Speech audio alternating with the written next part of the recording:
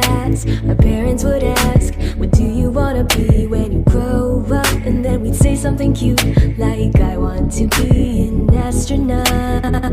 Your time lies and waits for no one. We find ourselves asking, what do I want in life? But there are always things that we love and things that we hate. It's just how it works.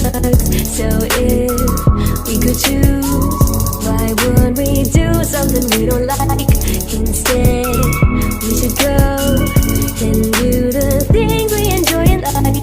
Cause then, when we're old, we can look back and remember that this is how we all found ourselves and move onward.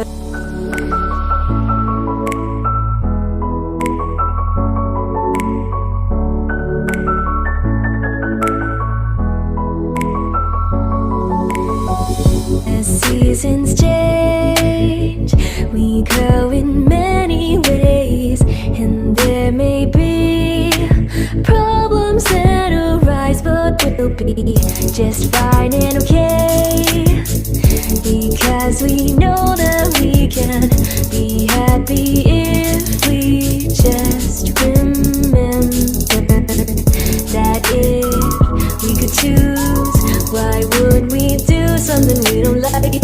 Instead, we should go and do the things we enjoy in life.